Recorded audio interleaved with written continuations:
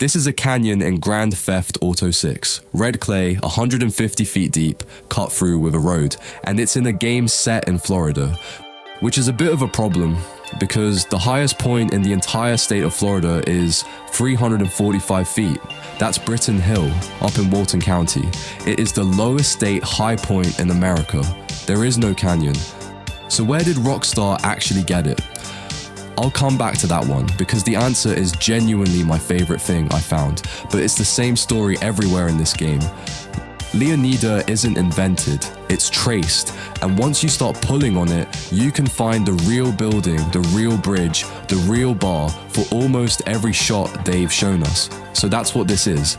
Every location in GTA 6 next to the real place in Florida it came from.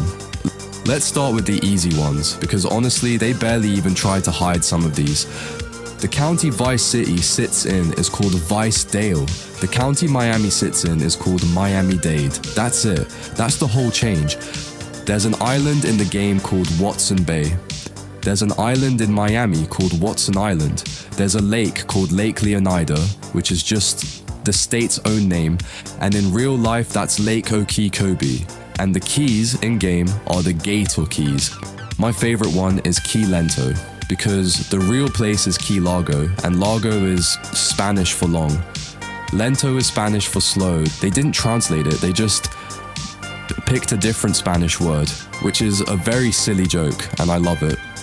The nightclub is called 919, which is 11 even in Miami. Same trick, numbers standing in for the letters.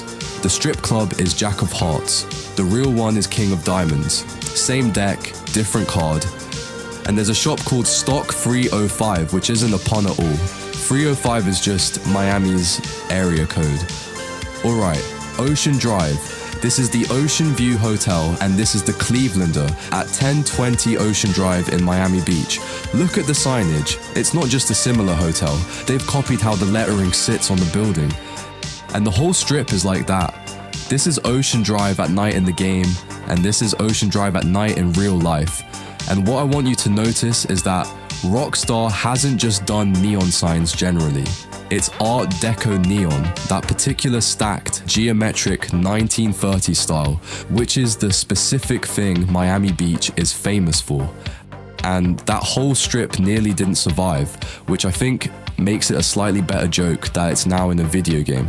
By the 70s, most of those hotels were derelict, and the plan was to knock the lot down. And it was basically one woman, a designer called Barbara Bear Capitman, who fought to get the district protected instead. There's a marker to her on Ocean Drive now.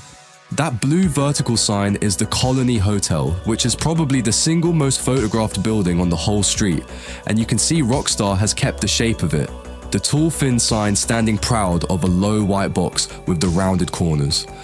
The lifeguard towers are real too, and they're worth a second on their own. Those pastel huts up on stilts get printed on every Miami postcard going, and a lot of them were actually built after Hurricane Andrew wrecked the old ones, so a designer got handed a blank check and made them all look like that. Rockstar has just put them in.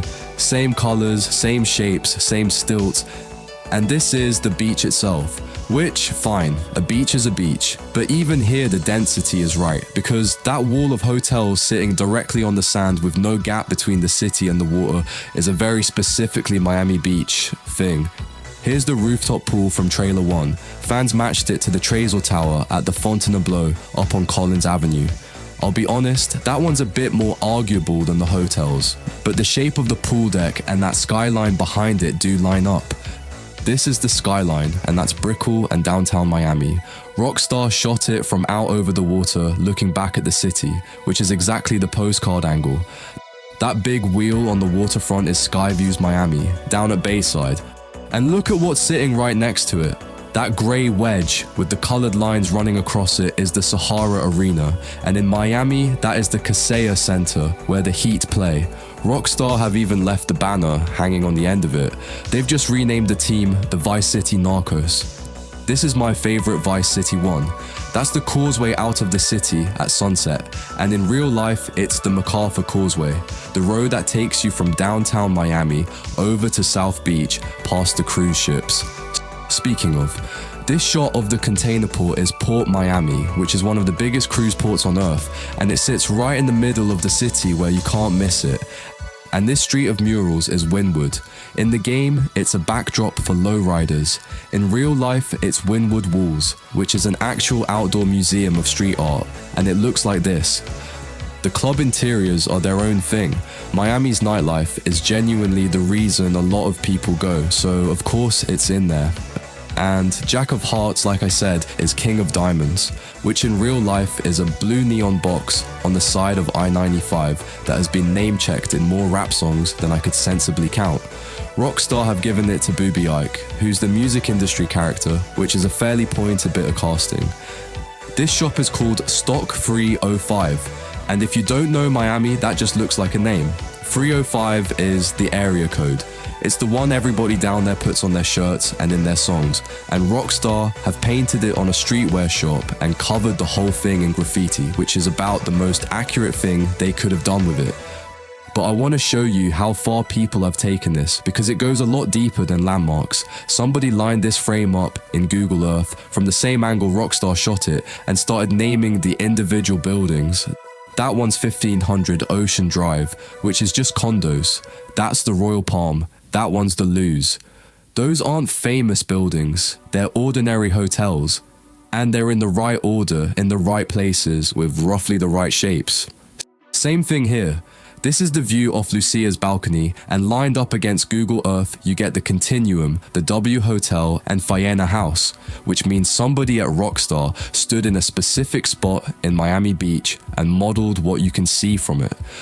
They've even matched single towers, that's 500 Brickell, and the game's version has the same stepped balconies running up the side of it.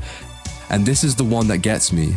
The Venetian Islands and Biscayne Island, those little man-made islands strung out across the bay on the causeway. Same shapes, same spacing, same gaps between them. So when I say Leonida is traced, I mean it fairly literally. It's not a Florida-flavored city, it's Miami, measured.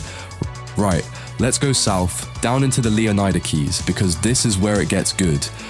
This is the shot everyone recognizes. That long, impossibly thin bridge running out over turquoise water between two low green islands. And that's the 7-mile bridge on the overseas highway down to Key West. It's about 113 miles of road built out across open ocean, and it's genuinely one of the strangest drives anywhere in America. And the story behind it is better than the view, honestly, because that road is built on a dead railway. A man called Henry Flagler spent 7 years and an absurd amount of money pushing a railroad out across the water to Key West. And it opened in 1912, and everybody called it Flagler's Folly. Then in September of 1935, a hurricane came through the Middle Keys. It was the first Category 5 storm ever recorded hitting the United States. Winds around 185 miles an hour, an 18-foot storm surge, and more than 400 people killed. It tore the railroad apart. And the railway company was so broke after it that they just sold the wreckage to the state. So Florida took the surviving bridges, paved over the top of them, and opened it as a road in 1938, which means when you drive the Keys, or when you drive them in this game, you're driving on somebody's ruined railway. And here's the bit that got me, because you can actually see it. Look alongside the new bridge, that low line of little arches running parallel to it, and then just stopping. That's the railway. Rockstar have left the ruin of it sitting in the water next to the road, which is exactly what it looks like in real life at Bahia Honda. Underwater they've done the reef, and this is a real thing you can go and do. John Pennicamp off Key Largo protects the only living coral barrier reef in the continental United States, and it looks more or less exactly like that. Sea turtles and everything. This is a raft up. Everybody drives their boat out to the same sandbar, ties up to each other, and then just stands around in 3 feet of water for the entire afternoon. Isla Morada is full of them at the weekend, and it's one of those things that sounds made up until you see 40 boats lashed together in the middle of the sea. But this is the detail that got me. Look at the road. There's an iguana lying in the gutter. That's not decoration, that's a news story. Green iguanas are an invasive species in the Keys, and when it gets cold, their systems shut down and they go stiff and they fall out of the trees. In one cold snap this February, Florida removed over 5,000 of them. Rockstar put that in the gutter of a background street, and I don't think most people will ever notice.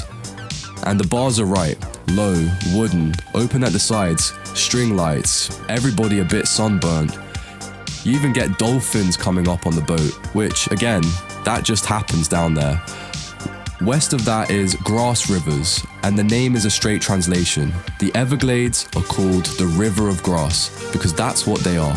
A river 60 miles wide, moving about as fast as you walk. And this shot, the sawgrass at sunrise with the birds going up, is about as accurate as I've seen a game get a landscape. Gators, obviously.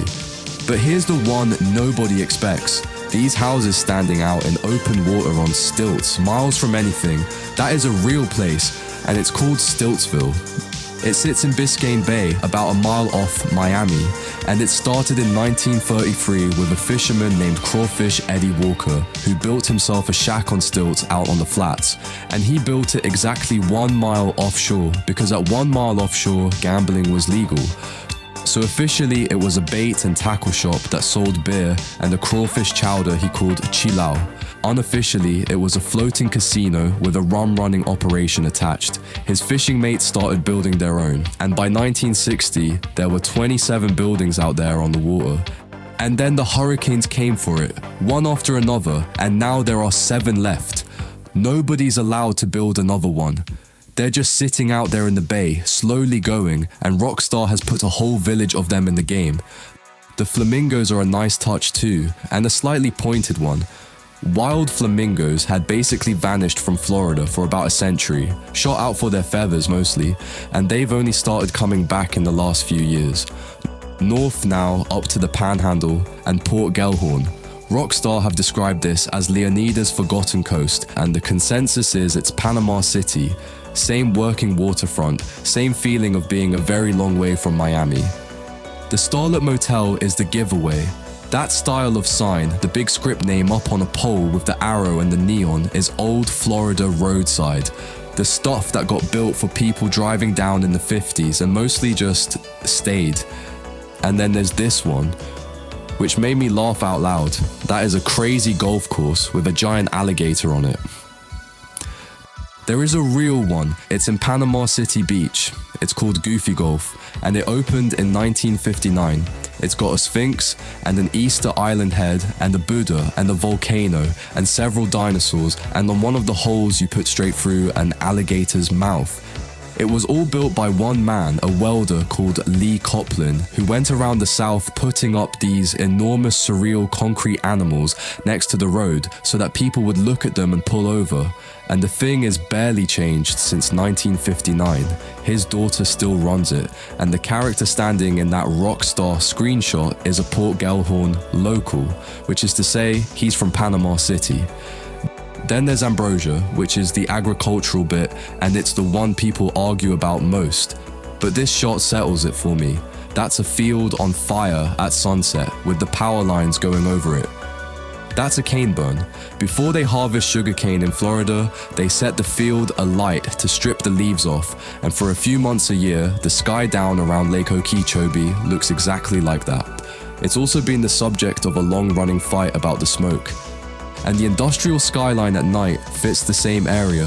Clewiston calls itself America's sweetest town, which tells you what the whole economy is built on. The bikers running down the main street are Florida too. Daytona Bike Week pulls in something like 400,000 people, which brings us back up to Mount Kalaga and to the canyon. Now the pine forest is fine.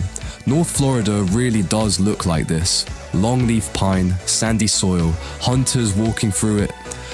The wild hogs are real as well, and they are a genuine menace up there. The rivers are right too. That's the kind of dark, slow, tree-lined water you get on the Suwannee. But the mountains, because I told you at the start that Florida's high point is 345 feet, and I want you to see it, because it's this. A flat field next to a road with a small stone marker on it. That's the top of the state. Now, Florida does have hill country, and I want to be fair about that. Up on the Apalachicola River, there's Torreya State Park and Allen Bluff, where the bluffs run 135 feet above the water, and it genuinely doesn't feel like Florida at all. But look at it. It's green, it's limestone, it's covered in forest, it is not red clay, and it is not a canyon.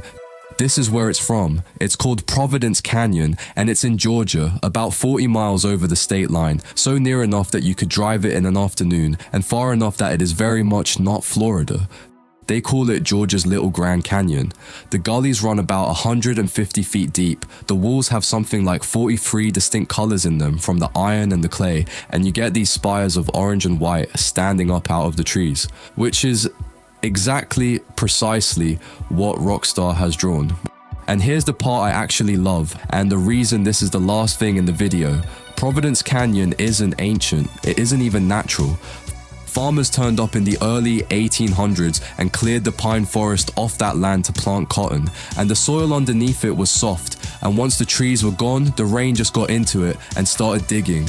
And it kept digging. That entire canyon system tore itself open in under 200 years. Some of it opened up inside a single human lifetime. So it's an accident. It's a whole landscape, a state park, a tourist attraction, a thing people drive out to photograph that exists because somebody plowed a field badly. Which means the one piece of Leonida that couldn't possibly be in Florida turns out to be a mistake that happened just over the border. And for a game this completely obsessed with getting Florida right, down to the iguana in the gutter, I think that's a pretty funny place to end up. One more, and then I'll stop. Lucia opens Trailer 1 in prison, and that razor wire and those low concrete blocks in the heat are drawn straight off the Florida prison system. The state runs one of the biggest in the country, and the facility everyone points at for this is Florida State Prison up at Rayford. Even the bleached out, flat, nothing around for miles look of it is right. Anyway, that's what I've got. Nearly 40 locations, and almost every one of them is a real place you could drive to. And I think that's the thing worth taking away from all this, really. Rockstar didn't design Leonida so much as go and photograph Florida for about a decade. So when the game does come out, a lot of what looks invented is going to be somebody's actual street.